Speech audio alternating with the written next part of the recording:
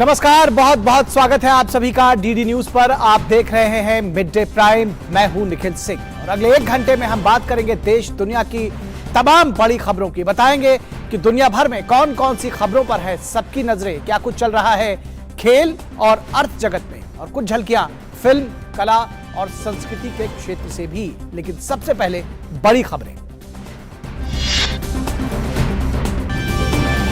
Denmark में आयोजित Bharat Nordic शिखर सम्मेलन में शामिल होंगे प्रधानमंत्री नरेंद्र मोदी। नॉर्डिक देश के नेताओं से द्विपक्षीय बातचीत का भी कार्यक्रम।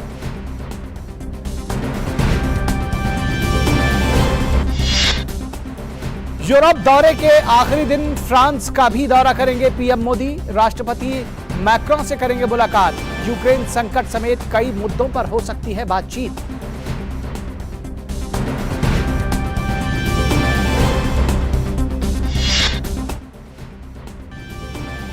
असम में बोडो साहित्य सभा में शामिल हुए राष्ट्रपति रामनाथ कोविंद। कहा, केंद्र और राज्य सरकारों के संयुक्त प्रयासों से पूरे उत्तर पूर्व में शांति और विकास का माहौल।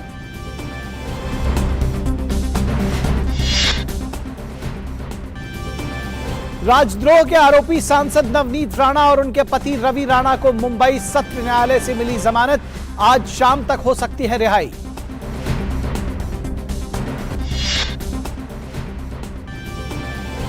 मुंबई में एमएनएस प्रमुख राज ठाकरे के घर के बाहर पुलिस बल तैनात। प्रदेश भर में कार्यकर्ताओं की हो रही है गिरफ्तारी। राज ठाकरे पर औरंगाबाद में हुई सभा के दौरान कानूनी प्रावधानों के उल्लंघन का मामला।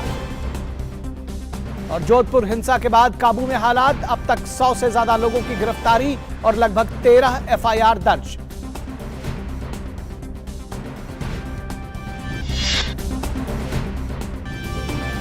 आज खुला देश का सबसे बड़ा आईपीओ। एलआईसी के आईपीओ का प्राइस बैंड 902 से 949 रुपए निर्धारित। 9 मई तक बोली के लिए खुला रहेगा आईपीओ।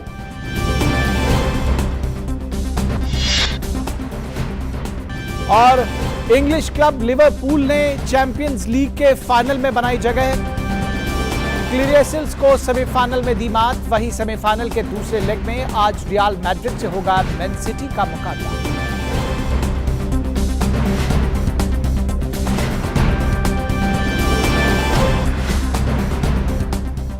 तो बात करेंगे बड़ी खबर की और सबसे पहले बात करेंगे प्रधानमंत्री के डेनमार्क दौरे की।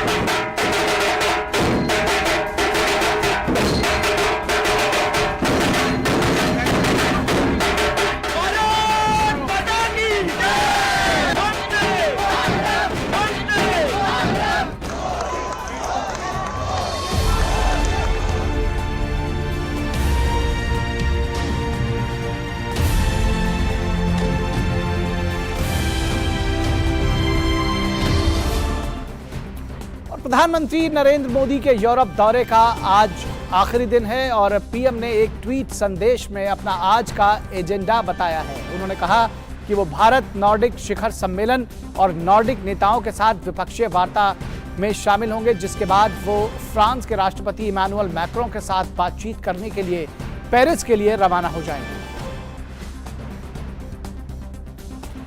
और क्या रहेगा दूसरा भारत नॉर्डिक शिखर सम्मेलन का एजेंडा और किन मुद्दों पर इसके सदस्य देश आपस में बातचीत करेंगे, इस पर यह हमारी खास रिपोर्ट है।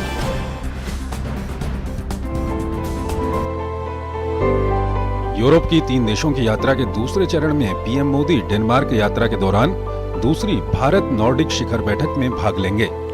बैठक में डेनमार्क, आइसलैंड, फिनलैंड, स्वीडन और नॉर्वे के प्रधानमंत्री भी शामिल होंगे, जहां 2018 में आयोजित पहले भारत नॉर्डिक शिखर सम्मेलन के बाद से आपसी सहयोग में हुई प्रगति का जायजा लिया जाएगा। Focuses more and principally on the elements of bilateral cooperation, which essentially fall in 3 to 4 major clusters. One is the trade and investment ties. 2, the digital and innovation partnership. 3, the green partnership, so to speak. And 4, I would say, other areas of economic cooperation where there are developmental and capacity complementarities between the Nordic countries and India. बैठक में Arctic क्षेत्र में Bharat Nordic सहयोग के अलावा महामारी के बाद की दुनिया में आर्थिक बहाली, जलवायु परिवर्तन, नवाचार और प्रौद्योगिकी, अक्षय ऊर्जा और उभरते वैश्विक सुरक्षा परिदृश्य पर भी चर्चा की जाएगी। नॉर्डिक देश भारत के लिए सतत विकास, नवीकरणीय ऊर्जा, डिजिटलीकरण और नवाचार के क्षेत्र में महत्वपूर्ण भागीदार रहे हैं। पीएम मोदी की यात्रा नॉर्डिक क्षेत्र के साथ भारत के बहुआयामी सहयोग को आगे बढ़ाने में मदद करेगी। शिखर सम्मेलन के दौरान पीएम मोदी अन्य 4 नॉर्डिक देशों के राजनेताओं से भी मुलाकात करेंगे और उनके साथ भारत के द्विपक्षीय संबंधों में प्रगति की समीक्षा करेंगे। भारत की प्रतिबद्धता है कि 2070 तक वो कार्बन न्यूट्रल हो सके। ऐसे में जब प्रधानमंत्री नरेंद्र मोदी डेनमार्क के दौरे पर नॉर्डिक देशों के लीडर्स के साथ बातचीत करेंगे और मकसद साफ होगा कि कैसे इन नॉर्डिक देशों के पास जो ग्रीन इंफ्रास्ट्रक्चर को लेकर के तकनीक है, एक्सपर्टीज है और भारत के पास जो बड़े स्केल पर अमली जामा पहनाने की क्षमता है, ये मिलकर के पर्यावरण संरक्षण को आगे बढ़ा सके। कैमरा पर्सन इंद्रांग के साथ अरुण शर्मा, दूरदर्शन न्यूज, डेनमार्क। तो भारत नॉर्डिक शिखर सम्मेलन की बात करें, ये बेहद महत्वपूर्ण शिखर सम्मेलन है। दूसरा भारत नॉर्डिक शिखर सम्मेलन थोड़ी देर में होगा और डेनमार्क में आज ये भारत नॉर्डिक शिखर सम्मेलन होगा जिसमें प्रधानमंत्री नरेंद्र मोदी शिरकत करेंगे। तो बहुत कई मायनों में ये महत्वपूर्ण है। उसकी वजह ये भी है कि न सिर्फ व्यापार बल्कि स्ट्रेटेजिक पार्टनरशिप इन देशों के साथ में भी है। डेनमार्क में आज भारत नॉर्डिक शिखर सम्मेलन होने जा रहा है। बेहद महत्वपूर्ण है यह सम्मेलन। प्रधानमंत्री नरेंद्र मोदी इस शिखर सम्मेलन में हिस्सा लेंगे। सम्मेलन में नॉर्डिक देशों के प्रधानमंत्री होंगे और साथ ही साथ जो 5 नॉर्डिक देश हैं वहां पर उनके नॉर्डिक देशों में स्वीडन, फिनलैंड, डेनमार्क, नॉर्वे और आइसलैंड शामिल हैं। यूरोप की उन्नत अर्थव्यवस्थाओं की अगर बात करें तो ये उसका प्रतिनिधित्व करते हैं और ऐसे में नॉर्डिक देशों का महत्व बढ़ जाता है। नॉर्डिक देश महामारी के बाद आर्थिक सुधार, जलवायु परिवर्तन, नवाचार, प्रौद्योगिकी और नवकरणीय ऊर्जा पर फोकस रहेगा। इस जो सम्मेलन है, शिखर सम्मेलन, उसमें होने जा रहा है। और इसके साथ ही साथ अगर हम वैश्विक सुरक्षा की बात करें तो उस पे जो पूरा परिदृश्य है, आर्थिक क्षेत्र में आपसी सहयोग जैसे अहम विषय भी इस शिखर सम्मेलन में शामिल होंगे।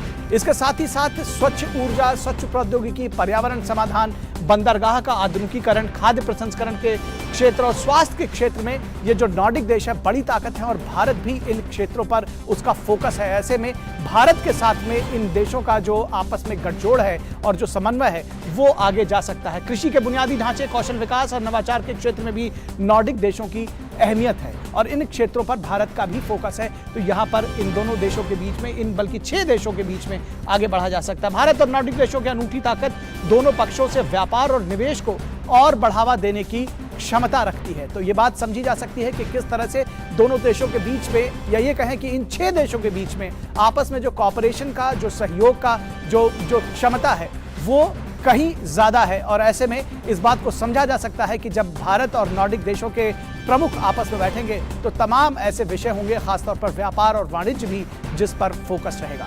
और बात करेंगे प्रधानमंत्री नरेंद्र मोदी के फ्रांस दौरे की।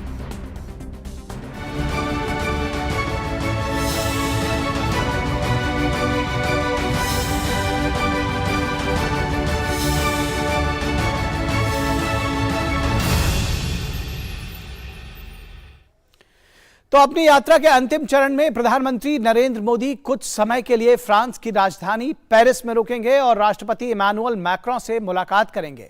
फ्रांस में राष्ट्रपति चुनाव के बाद पीएम मोदी की वहां की यात्रा से दोनों देशों के बीच उच्च स्तरीय बातचीत को आगे बढ़ाने का अवसर मिलेगा। और पेरिस में पीएम मोदी और फ्रांस के राष्ट्रपति जब मुलाकात करेंगे तो क्या रहेगा दोनों नेताओं का फोकस? हमारे संवाददाता अनिल थॉमस की पेरिस से यह खास रिपोर्ट देखिए। नरेंद्र मोदी के ये 3 देशों के यूरोपीय दौरे का आखिरी पड़ाव है फ्रांस की राजधानी पेरिस, जहां वो फ्रेंच राष्ट्रपति इमैनुअल मैक्रों से मुलाकात करेंगे। 75 साल पुराने भारत और फ्रांस के रिश्तों को नया आयाम देने की कोशिश होगी। अगर दोनों ही लीडर्स की बात करें तो पहले फ्रेंच राष्ट्रपति इमैनुअल मैक्रों अब से 10 दिन पहले दूसरी बार राष्ट्रपति चुनाव जीतने में कामयाब रहे हैं। तो ऐसे में जरूर ये भारतीय प्रधानमंत्री का आना एक तरह से दोनों ही देशों के बीच नहीं बल्कि दोनों ही लीडर्स के बीच एक तरह से ट्रस्ट और बॉन्डिंग का संकेत है। इस बात की खुशी है कि यहाँ भी और दिल्ली में कि एक अवसर मिला है प्रधानमंत्री को प्रेसिडेंट मैक्रोन को चुनाव जीतने के कुछ दिनों के बाद पेरिस आने का, क्योंकि विश्व की बदलती परिस्थितियों को देखें तो भारत और फ्रांस के संबंध और ये स्ट्रेटेजिक पार्टनरशिप का महत्व और इसकी भूमिका दोनों और मजबूत होंगी। इन दोनों ही लीडर्स की बात करें, इन दोनों की पहली मुलाकात 2017 में हुई थी जब फ्रेंच राष्ट्रपति पहली बार चुनाव जीते थे। इसके बाद अलग अलग इंटरनेशनल फोरम्स पे ये दोनों लीडर्स लगातार मिलते रहे हैं। कोविड काल एक लंबा समय था जब विश्व की लीडर्स एक दूसरे से मिल नहीं पाए, लेकिन भारत के प्रधानमंत्री और फ्रेंच के राष्ट्रपति लगातार जब जब जरूरत पड़ी तब फोन में एक दूसरे से बात करते रहे। प्रधानमंत्री नरेंद्र मोदी और फ्रेंच प्रेसिडेंट इमैनुअल मैक्रोन 2-3 महत्वपूर्ण विषयों पर बात करेंगे। अगर दोनों देशों की साझेदारी की बात करें तो भारत 3 चीजों पर दोनों ही देशों की एक तरह से जो पार्टनरशिप है या फिर साझेदारी है उस पर निर्भर है। पहला अंतरिक्ष, दूसरा डिफेंस या फिर रक्षा, तीसरा सिविल न्यूक्लियर। ये 3 महत्वपूर्ण पिलर्स है जिस पर दोनों ही देशों की स्ट्रेटेजिक पार्टनरशिप इन्वॉल्व है। ऐसे में इस बार क्या होगा टेबल पर? 2 चीजें। पहले, फ्री ट्रेड एग्रीमेंट ऑस्ट्रेलिया के साथ होने के बाद और ईयू कमीशन की जो अध्यक्ष है उर्सुला वॉन डेर लियन का भारत का दौरा संकेत देता है कि एक पॉसिबिलिटी है कि फ्री ट्रेड एग्रीमेंट यूरोपीय देशों या फिर यूरोपियन यूनियन के साथ जल्द ही देखने को मिले।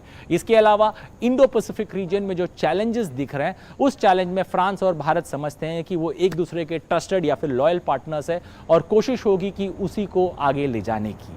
इसके अलावा और बहुत कुछ होगा टेबल पे। अगर हम बात कर रहे हैं अंतरिक्ष से लेकर समुद्र तट की या फिर साइबर से लेकर महासागर तक, सारी चुनौतियां हैं और भारत और फ्रांस दोनों मानते हैं कि दोनों एक दूसरे के लिए उतने ही जरूरी है, क्योंकि ताली एक हाथ से बजती नहीं।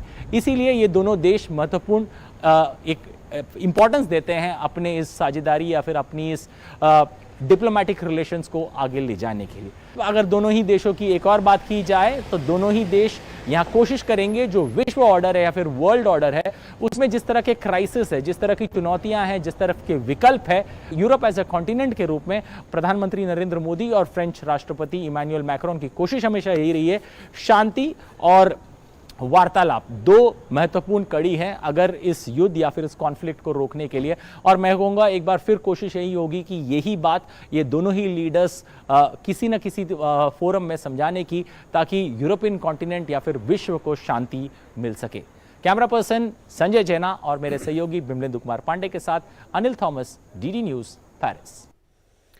और हमारे संवाददाता अनिल थॉमस पेरिस से इस वक्त हमारे साथ जुड़े हुए हैं। इस तमाम जो प्रधानमंत्री का जो पेरिस का दौरा है, फ्रांस का दौरा है, उसके बारे में बातचीत करने के लिए। अनिल, अभी हमने आपकी बहुत डिटेल्ड रिपोर्ट देखी। आपने कहा कि जो नए आयाम हैं, इस जो भारत और फ्रांस के रिश्ते हैं उनको एक नया आयाम मिलेगा प्रधानमंत्री के दौरे से। क्या वो नया आयाम होगा? किस तरह से ये महत्वपूर्ण होने जा रही है प्रधानमंत्री की यात्रा? थोड़ा समय है लेकिन महत्व बहुत है। बिल्कुल, प्रधानमंत्री का यात्रा यहाँ फ्रेंच की राजधानी पेरिस में बहुत छोटे समय के लिए लेकिन बहुत महत्वपूर्ण है, क्योंकि 3 मेन केंद्र बिंदु पर भारत और फ्रांस की डिप्लोमेटिक रिलेशंस है। एक तो भारत और फ्रांस 75 साल पूरे कर रहे हैं अपने डिप्लोमेटिक रिलेशंस का। यही नहीं, जब फ्रांस के राष्ट्रपति पहली बार जब चुनाव जीते थे 2017 में, तब भी प्रधानमंत्री पहले लीडरों में से थे जो उनको मिलने के लिए आए थे। और अब भी जब वो दूसरी बार 2022 में जीते हैं तब भी प्रधानमंत्री विश्व में पहले लीडर है जो उनसे मिलने के लिए आ रहे। एक तरह से जो भरोसा है, एक बॉनहोमी है भारत और फ्रांस और प्रधानमंत्री नरेंद्र मोदी और फ्रेंच प्रेसिडेंट इमैनुअल मैक्रोन के बीच, वो एक बार फिर दर्शाता है जिस तरह से उस जीत के बाद लगभग 10 दिन के अंदर ही भारत के प्रधानमंत्री उनसे मिलने के लिए आ रहे हैं। और एक जो भारत फ्रांस की जो दोस्ती है या फिर जो स्ट्रेटेजिक पार्टनरशिप, उसको आगे ले जाने की कोशिश है।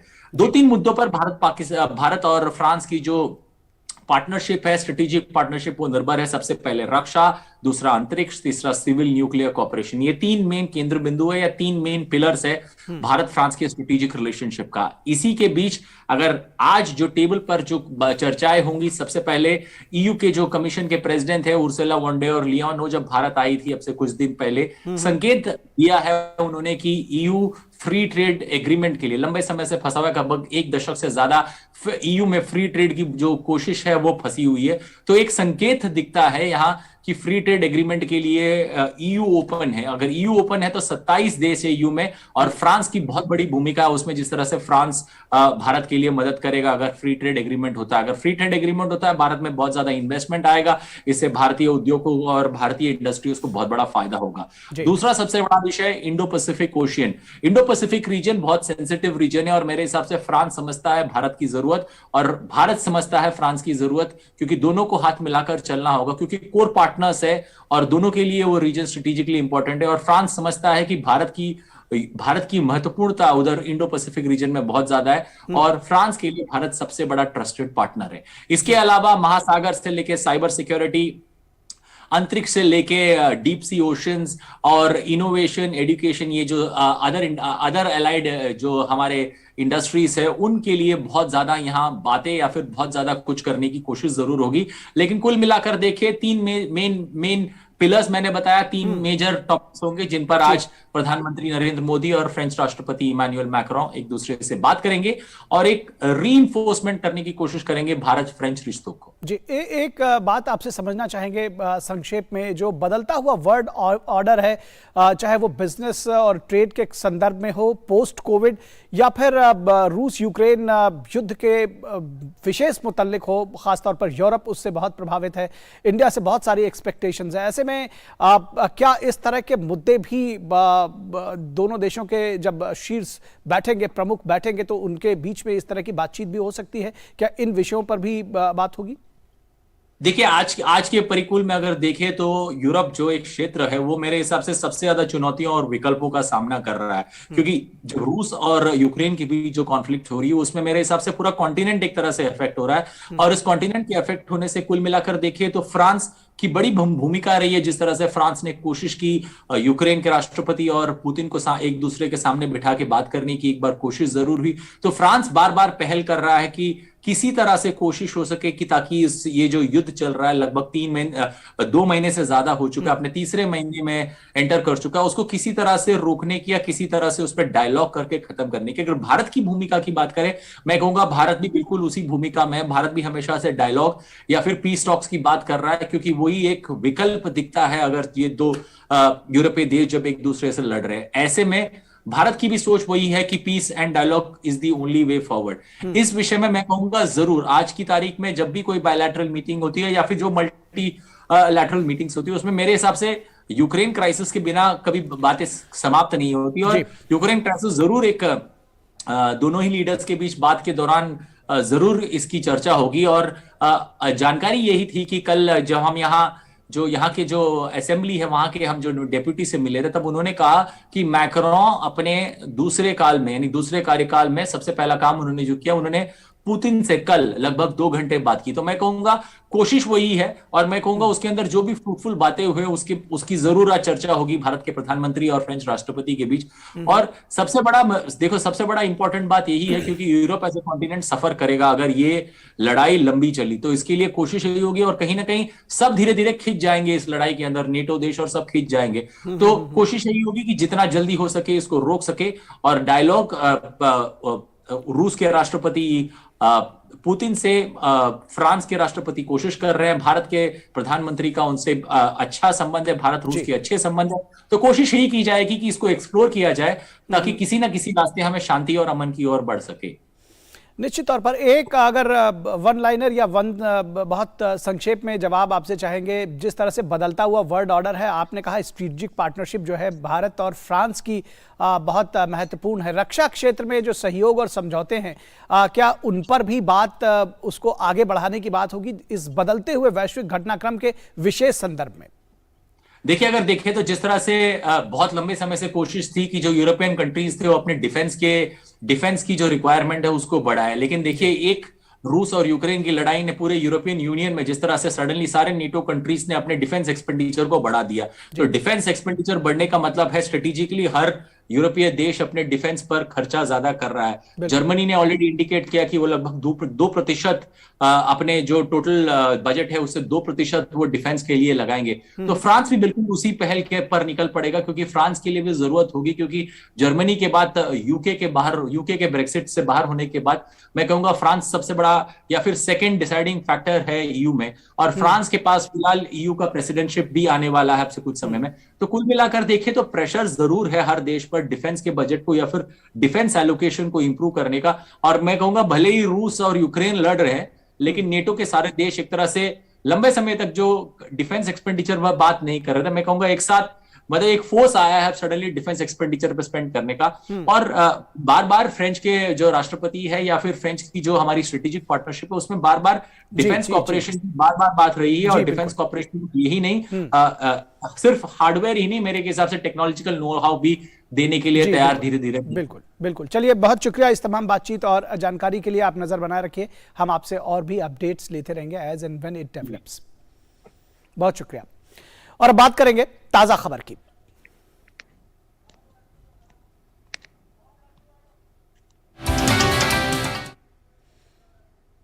एमएनएस प्रमुख राज ठाकरे के घर के बाहर मुंबई पुलिस ने सुरक्षा कड़ी कर दी है। प्रदेश भर में एमएनएस कार्यकर्ताओं की गिरफ्तारी की जा रही है। नासिक में एक मस्जिद के बाहर नारे लगाने के आरोप में 5 एमएनएस कार्यकर्ताओं को हिरासत में लिया गया है।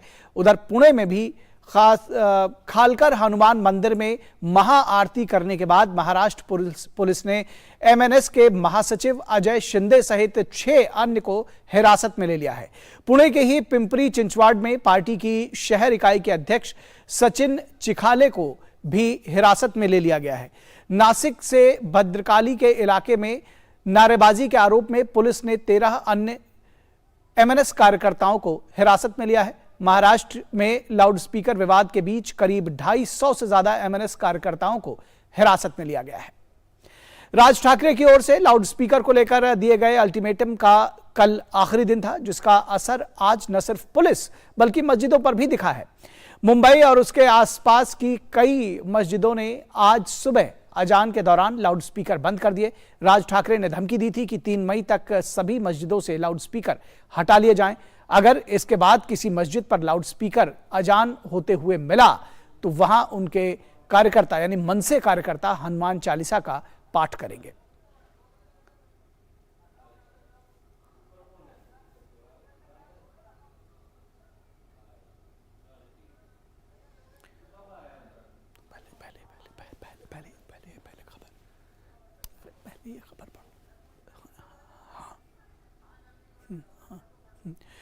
और महाराष्ट्र में लाउडस्पीकर को लेकर चल रही गतिविधियों पर केंद्रीय मंत्री मुख्तार अब्बास नकवी ने महत्वपूर्ण बात कही है।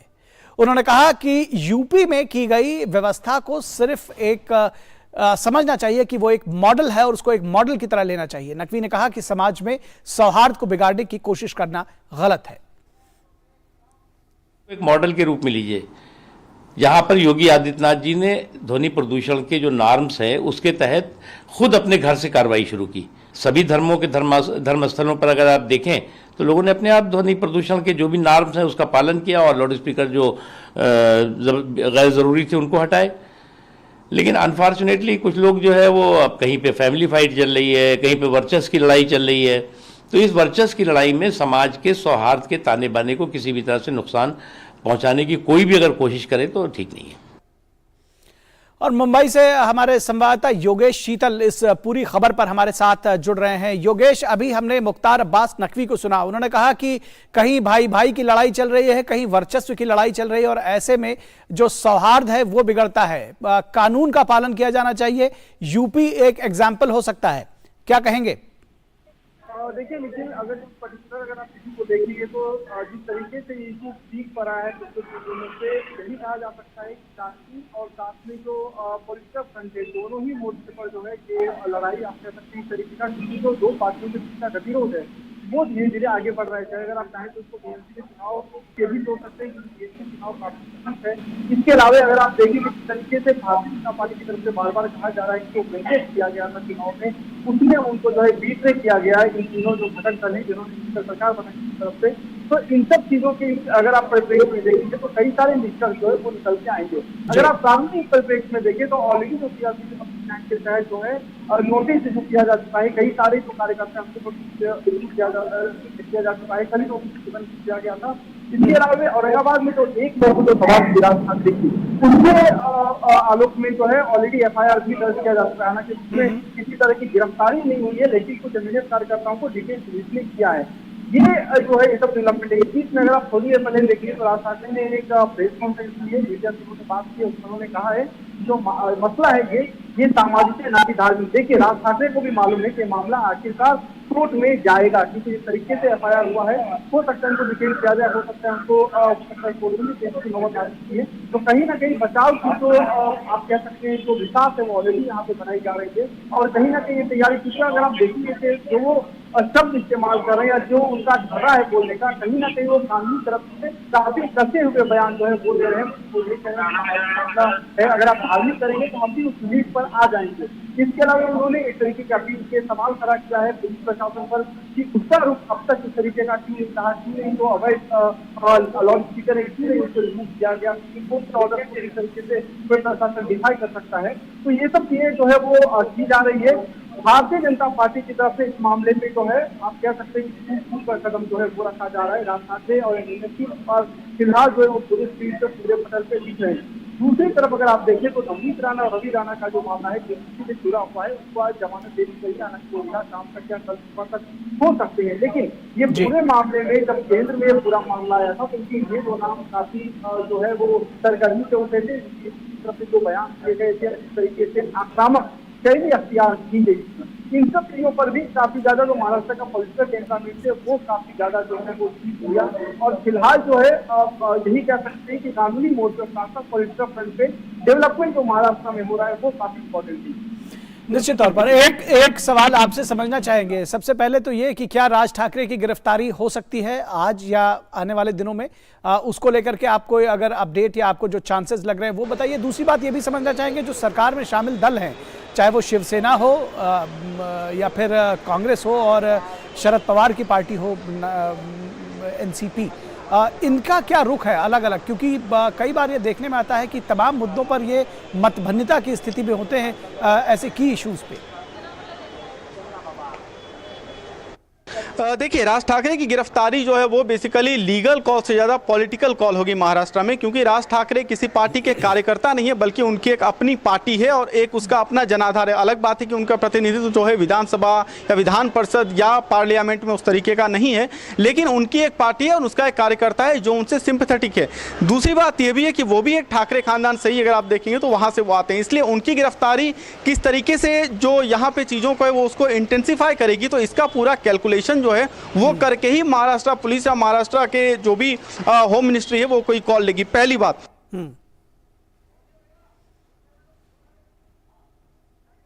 चलिए इस वक्त और दोबारा उनसे जुड़ने की कोशिश करेंगे, लेकिन फिलहाल लगभग उन्होंने अपनी बातें कही कि ये जो राज ठाकरे की गिरफ्तारी है वो दरअसल पॉलिटिकल कॉल है, क्योंकि ये भी तमाम सारे कैलकुलेशंस, परम्यूटेशन, कॉम्बिनेशंस होते हैं कि इस गिरफ्तारी से कितना पॉलिटिकल लाभ या हानि हो सकती है किसी भी दल को या सरकार को। तो ये भी समझने की ज़रूरत है, reading in between the lines, क्योंकि जो राजनीति है वो बिल्कुल सीधे सीधे नहीं चल रही है इस मामले में भी। और हनुमान चालीसा मामले में सेशंस कोर्ट ने आज अमरावती से निर्दलीय सांसद नवनीत राणा और उनके विधायक पति रवि राणा को जमानत दे दी है। राणा दंपति को कोर्ट में 50,000 के निजी मुचलके पर जमानत मिलने के बाद अमरावती में उनके घर पर खुशी का माहौल है। इसके साथ ही जय श्री राम के नारे लगाए जा रहे हैं। कोर्ट ने जमानत देते हुए दंपत्ति के लिए कई शर्तें भी रखी हैं। कोर्ट के आदेश के मुताबिक राणा दंपत्ति मीडिया से बात नहीं कर सकते, सबूतों के साथ छेड़छाड़ नहीं कर सकते और कोर्ट ने यह भी हिदायत दी है कि दंपत्ति दोबारा ऐसा कोई अपराध नहीं करेंगे। राणा दंपत्ति आज शाम जेल से बाहर आ सकते हैं।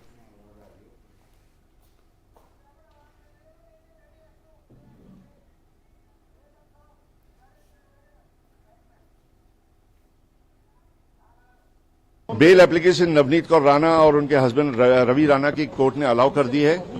कुछ कंडीशंस उन्होंने इम्पोज किए हैं कि आप इन्वेस्टिगेशन और इंटरोगेशन के अंदर कोऑपरेट करोगे पुलिस को भी डायरेक्शन है कि 24 घंटे के आगे उनको नोटिस इश्यू करनी है, या तो पर्सनली या तो उनके मोबाइल के ऊपर, और कंडीशन के हिसाब से उनको अटेंड करना होगा, कोऑपरेट करना होगा इन्वेस्टिगेशन के लिए। और दूसरा डायरेक्शन है कि no hampering, no tampering of evidence. और महाराष्ट्र के मुख्यमंत्री उद्धव ठाकरे के बांद्रा स्थित निजी आवास मातोश्री के बाहर हनुमान चालीसा का पाठ करने की सार्वजनिक घोषणा से उत्पन्न विवाद में निर्दलीय लोकसभा सदस्य नवनीत राणा और उनके विधायक पति रवि राणा को 23 अप्रैल को गिरफ्तार कर लिया गया था। शनिवार को इस मामले में दोनों पक्षों के वकीलों ने अपनी जमानत अर्जी पर दलीलें रखी और विशेष न्यायाधीश RN रोकड़े ने सोमवार के लिए आदेश सुरक्षित रख लिया था, लेकिन आदेश इसलिए नहीं दिया जा सका था क्योंकि अदालत अन्य मामलों में व्यस्त थी और राणा दंपत्ति के जमानत आदेश से संबंधित श्रुतलेख पूरा नहीं हो पाया था।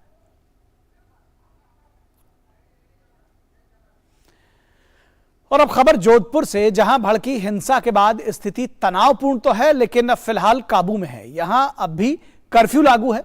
पुलिस प्रशासन की ओर से शहर में सुरक्षा के पुख्ता इंतजाम किए गए हैं।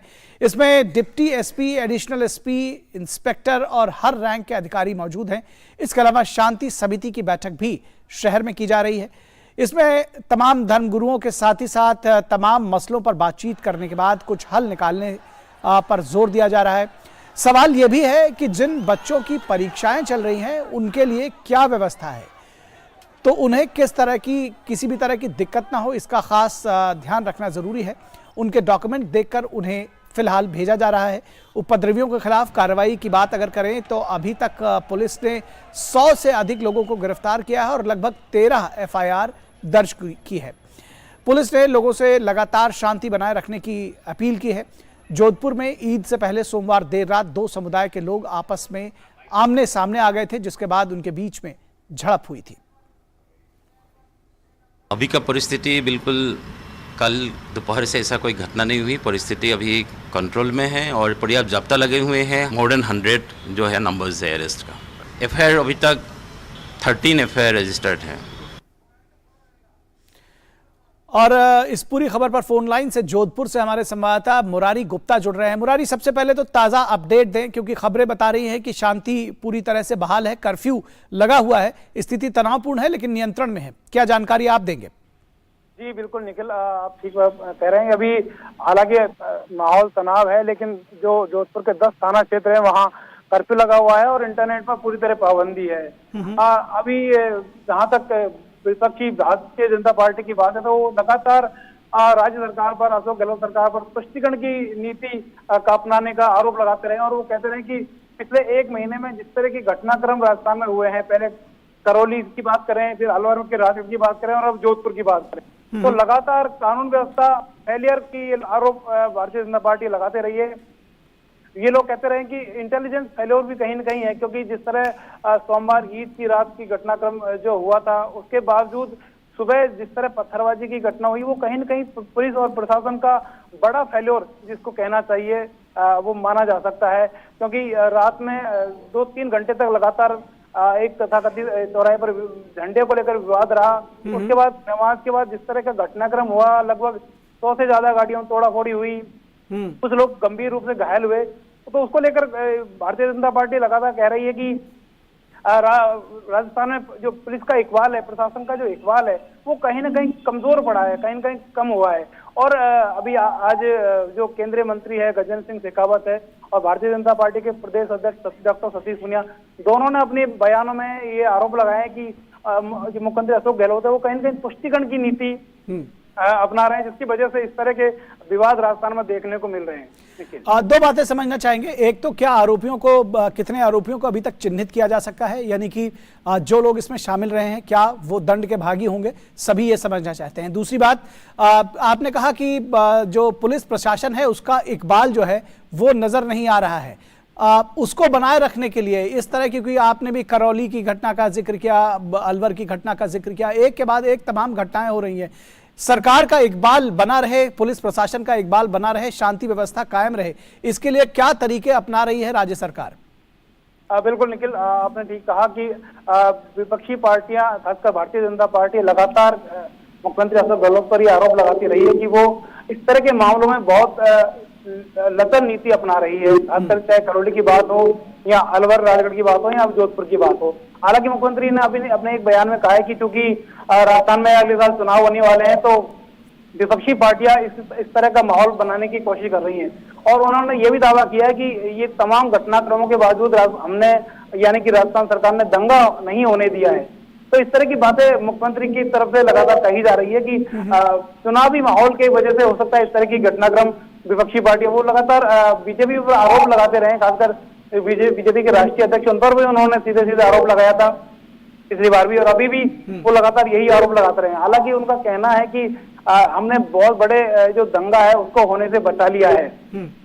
पुलिस और जोधपुर की बात करें तो पुलिस की जो राज्य सरकार के 3 मंत्री इस समय वो मौजूद हैं, प्रभारी मंत्री, 2 कैबिनेट मंत्री और गृह राज्य मंत्री, और लगातार लोगों से बातचीत कर रहे हैं और जो मौका मुआयना है स्थल जहाँ घटनाक्रम हो उसका मौका मुआयना कर रहे हैं और शांति बनाए रखने के लिए लगातार लोगों से बातचीत कर रहे हैं। चलिए, शांति बनाए रखने के लिए लोगों से बातचीत करना बेहद जरूरी है, शांति बनाए रखना भी बेहद जरूरी है। और सबसे खास बात है कि दोनों दल जो वहां पर प्रमुख हैं, कांग्रेस और बीजेपी, एक दूसरे पर आरोप प्रत्यारोप लगा रहे हैं। वो एक उनको दंगा भड़काने की बात कर रहा है तो दूसरा तुष्टीकरण की राजनीति करने का आरोप लगा रहा है। फिलहाल ये एक दुखदायी घटनाक्रम इस बीच में लगातार पिछले 1 महीने में एक के बाद एक राजस्थान में सामने आ रहे हैं। और प्रधानमंत्री नरेंद्र मोदी ने डेनमार्क के क्रिश्चियनबर्ग पैलेस में नॉर्वे के प्रधानमंत्री जोनास गहर स्टोर के साथ द्विपक्षीय मुद्दों पर चर्चा की। दोनों नेताओं ने द्विपक्षीय संबंधों के सभी आयामों पर चर्चा की और विकास संबंधी सहयोग को गहरा बनाने के तरीकों पर भी चर्चा की।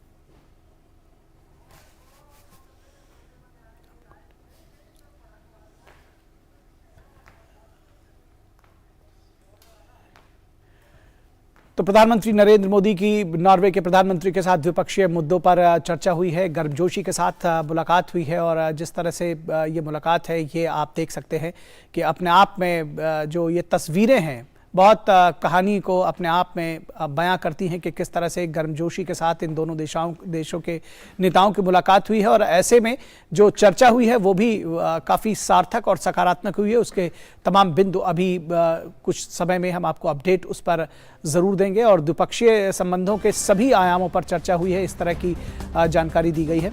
तो बहुत महत्वपूर्ण है ये मुलाकात और इसके तमाम मायने निकाले जा सकते हैं, इसके तमाम आयाम भी हैं।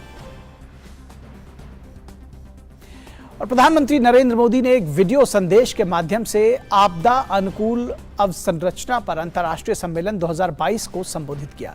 सम्मेलन को संबोधित करते हुए प्रधानमंत्री ने 2070 तक नेट जीरो कार्बन उत्सर्जन का लक्ष्य प्राप्त करने की भारत की प्रतिबद्धता को दोहराया। प्रधानमंत्री ने लोगों को बुनियादी सेवाएं प्रदान करने के भारत के प्रयासों को साझा करते हुए कहा कि भारत सबसे गरीब और कमजोर लोगों की जरूरतों को पूरा करने के लिए प्रतिबद्ध है।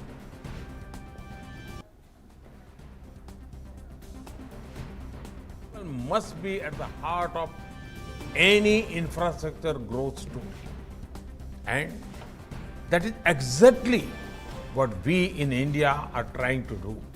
As we scale up the provision of fundamental services in India, from education to health, from drinking water to sanitation, from electricity to transport, and much more, we are also tackling climate change in a very direct way. That is why at COP26, we have committed to attain net zero by 2070 in parallel with our developmental efforts. और असम दौरे पर राष्ट्रपति रामनाथ कोविंद ने आज तैमूलपुर जिले में बोडो साहित्य सभा के समापन सत्र में शिरकत की। बोडो साहित्य सभा के 61वें सत्र में राष्ट्रपति के अलावा पूर्वोत्तर राज्यों के कई मुख्यमंत्री भी शामिल हुए। कार्यक्रम में विश्व भर के अलग अलग हिस्सों में 4000 से अधिक लोग भाग लेने पहुंचे। राष्ट्रपति ने कहा कि केंद्र और राज्य सरकारों के संयुक्त प्रयासों से पूरे उत्तर पूर्व में आज शांति है और विकास यहां हो रहा है। केंद्र सरकार और पूर्वोत्तर के राज्यों की सरकारों के मिले जुले प्रयासों से इस क्षेत्र में सौहार्द और शांति का वातावरण और भी मजबूत होता जा रहा है।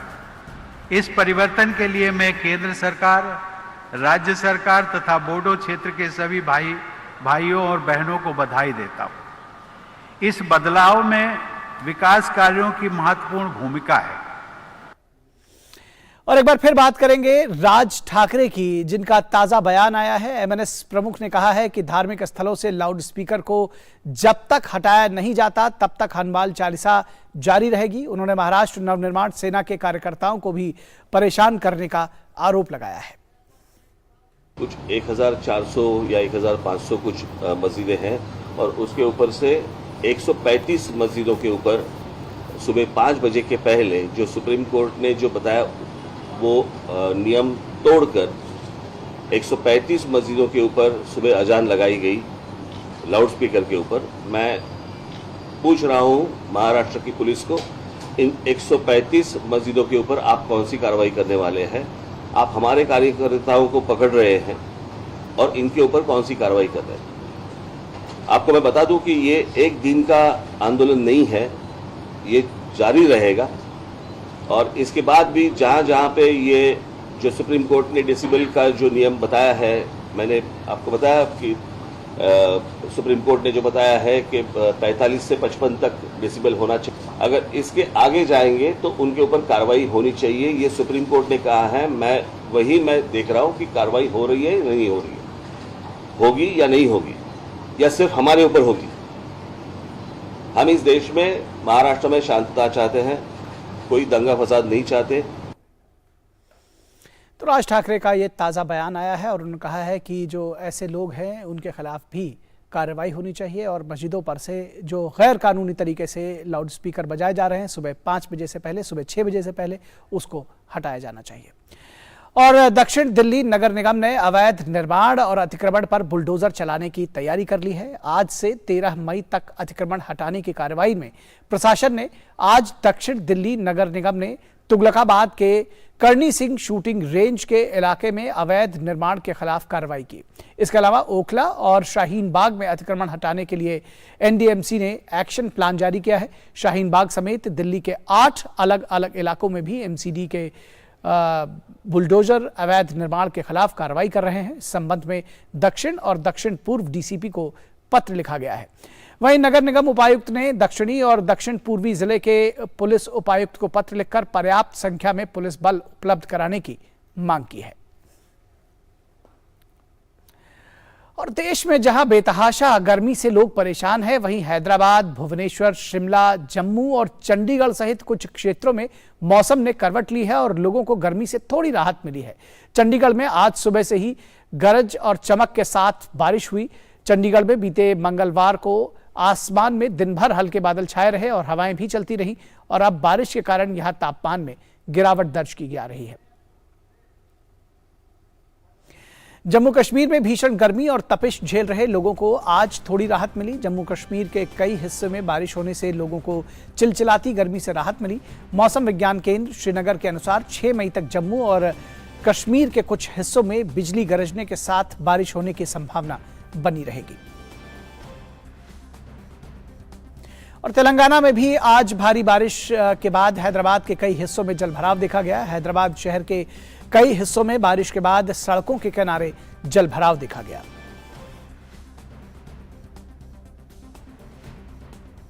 और मिड डे प्राइम में रुकेंगे एक छोटे से ब्रेक के लिए, कहीं मत जाइएगा, हम जल्द हाजिर होंगे।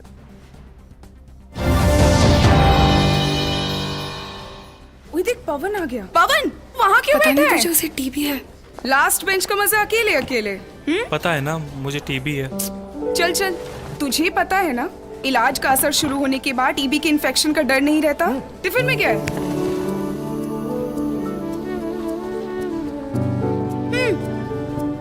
टीबी की दवाई के साथ खाना भी अच्छे से लेना है, समझा?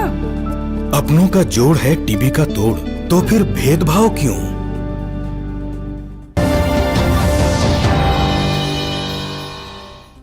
ब्रेक के बाद एक बार फिर मिड डे प्राइम में आप सभी का स्वागत है और अब देखते हैं अर्थ जगत से जुड़ी खबरें।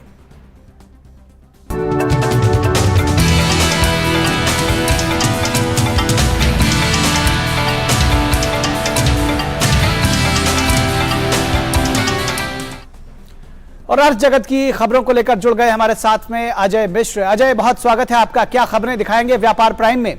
धन्यवाद निखिल। और शुरुआत आईपीओ एलआईसी के आईपीओ से, क्योंकि सबकी निगाहें उसी पर हैं, सबका इंटरेस्ट उसमें सबसे ज़्यादा इस वक्त बना हुआ है। एलआईसी आईपीओ आज से रिटेल निवेशकों के लिए खुल गया है, सभी के लिए खुला है। 6 दिनों का विंडो है जिसमें आप सभी लोग इसमें इन्वेस्ट कर सकते हैं। 9 मई तक ये आईपीओ खुला रहेगा। देश का सबसे बड़ा आईपीओ है। एक अच्छी बात यह है कि शनिवार छुट्टी के दिन भी आपको आवेदन करने की छूट रहेगी। एलआईसी का आईपीओ रिटेल निवेशकों और एलआईसी कर्मचारियों के लिए 45 रुपये प्रति शेयर की छूट दे रहा है, जबकि पॉलिसी धारकों के लिए 60 रुपये प्रति शेयर की छूट। पॉलिसी धारकों का कोटा पूरी तरह से सब्सक्राइब हो चुका है। स्टाफ का कोटा भी 50% से ज़्यादा सब्सक्राइब हुआ है। तो ये रिटेल इन्वेस्टर्स के लिए एक मौका है अगले 6 दिन तक। और भारत का वस्तुओं का निर्यात अप्रैल 2022 में 24.22% बढ़ा, 38.19 अरब डॉलर पर पहुंचा। इस दौरान व्यापार घाटा भी बढ़कर के 20 अरब डॉलर हो गया है। वाणिज्य मंत्रालय ने मंगलवार को यह जानकारी देते हुए बताया कि पेट्रोलियम उत्पादों, इलेक्ट्रॉनिक और रसायन उत्पाद जैसे क्षेत्रों के अच्छे प्रदर्शन से अप्रैल में निर्यात में उल्लेखनीय वृद्धि हुई है। पिछले माह देश का आयात 26.55% बढ़ा, 58.26 अरब डॉलर के स्तर पर पहुंचा। इस दौरान व्यापार घाटा बढ़कर के 20.07 अरब डॉलर हो गया है।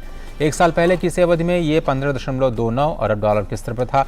आपको बताएं कि कच्चे तेल का आयात अप्रैल में 81.21% बढ़ा, 19.5 अरब डॉलर पर पहुंचा। कोयला कोक का आयात भी 22-23 के पहले महीने में उछल करके 4.8 अरब डॉलर पर पहुंच गया, जो एक साल पहले इसी महीने में 2 अरब डॉलर पर था। सोने के आयात में थोड़ी सी कमी आई, ये घट करके 1.68 डॉलर पर रहा, जो अप्रैल 2021 में 6.23 अरब डॉलर के स्तर पर था। राष्ट्रीय शेयर बाजार तेजी के साथ खुले, लेकिन ये तेजी बरकरार नहीं रह पाई। आज बीएसई का सेंसेक्स करीब 63 अंक की तेजी के साथ 57,039 पर खुला। वहीं एनएसई का जो निफ्टी है वो 23 अंक की तेजी के साथ 17,093 के स्तर पर खुला, लेकिन उसके बाद जोरदार गिरावट देखी गई। फिलहाल सेंसेक्स 737 अंक और निफ्टी 217 अंक नीचे कारोबार कर रहा है। सारे के सारे इंडेक्स जो हैं वो नेगेटिव जोन में कारोबार करते हुए दिखाई दे रहे हैं। केवल पीएसयू जो इंडेक्स है वो थोड़ा सा बेहतर करता हुआ दिखाई दे रहा है। तो ये बाजार पर इस वक्त जो अब निगाह डालें तो इस वक्त बिकवाली का दौर एक तरह से हावी होता हुआ देख सकते हैं। तो इसी खबर के साथ अब व्यापार प्राइम में थोड़ा सा आपको लिए चलते हैं बाकी खबरों की तरफ। लेकिन आपको बताएं निखिल कि 2 बजे आरबीआई की प्रेस कॉन्फ्रेंस होने वाली है। प्रेस कॉन्फ्रेंस न करें, स्टेटमेंट जारी करने वाले हैं आरबीआई गवर्नर, जो बहुत ही महत्वपूर्ण होगा।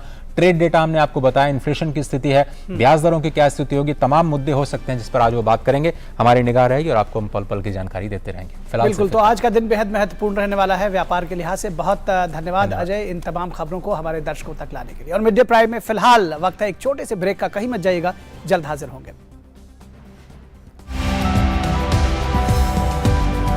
मासिक धर्म एक महत्वपूर्ण मुद्दा, लेकिन इस पर कोई बात ही नहीं करता। हमारे घर परिवार में हमारी बहन, बेटी, माँ, पत्नी हर महीने इसकी मुश्किलों से दो चार होती है। ये पता होना चाहिए कि पीरियड्स क्यों हैं और पीरियड्स पे बात करना कोई शर्मिंदगी की बात नहीं। आज ये बात नहीं होती, इस वजह से महिलाओं को सफर करना पड़ता है, परेशान होना पड़ता है। जो दाग देख के आप मजाक उड़ा रहे हैं, आपकी बहन को अगर उस दाग से गुजरना पड़े तो कितनी परेशानी होती है। समाज हमारी सोच है, हमें सिर्फ अपनी सोच को बदलना है। जुड़िएगा मेरे साथ शनिवार रात 9 बजे तो देखिएगा मासिक धर्म चुप्पी तोड़ो। और ब्रेक के बाद एक बार फिर आप सभी का स्वागत है और अब खबरें देखते हैं खेल जगत की।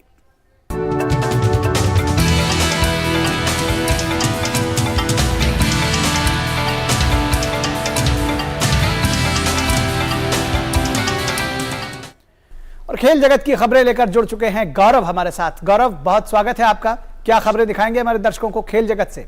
शुक्रिया निखिल। और खेल जगत की खबरों की शुरुआत करेंगे लिवरपूल की दमदार जीत के साथ, जहां लिवरपूल ने चैंपियंस लीग के फाइनल में जगह बना ली है। मंगलवार को देर रात खेले गए सेमीफाइनल के दूसरे लेग के मुकाबले में लिवरपूल ने विलारियल को 3-2 के अंतर से हरा दिया। दोनों टीमों के बीच खेले गए रोमांचक मुकाबले का पहला हाफ विलारियल के नाम रहा। पहले हाफ के तीसरे मिनट में विलारियल के दिया ने गोल दागकर टीम को बढ़त दिला दी।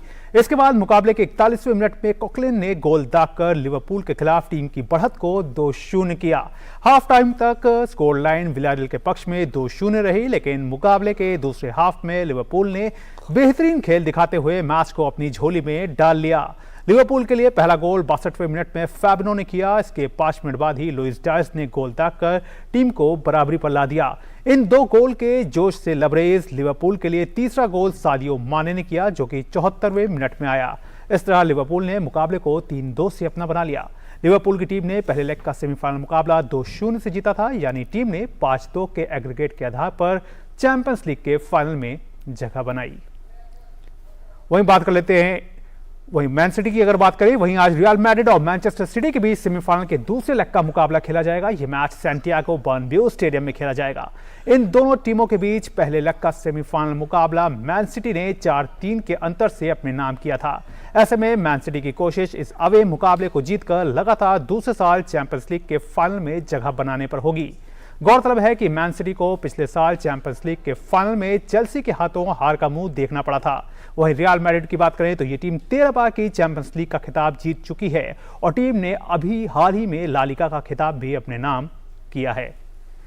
बात कर लेते हैं इंडियन प्रीमियर लीग की। इंडियन प्रीमियर लीग में आज रॉयल चैलेंजर्स बैंगलोर का सामना चेन्नई सुपर किंग्स से होगा। इस सीजन में ये दूसरी बार है जब ये दोनों टीमें एक दूसरे के आमने सामने होंगी। इससे पहले सीएसके के हाथों आरसीबी को शिकस्त का सामना करना पड़ा था।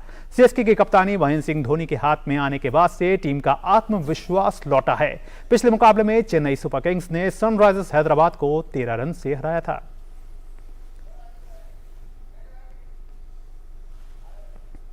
तो निखिल, ये थी तमाम खबरें। बाकी खबरों के लिए एक बार फिर से वापस आपके पास। धन्यवाद गौरव, इन तमाम स्पोर्ट्स की खबरों को हमारे दर्शकों तक पहुंचाने की। और अब बारी हमारे अगले सेगमेंट लाइफ प्राइम की।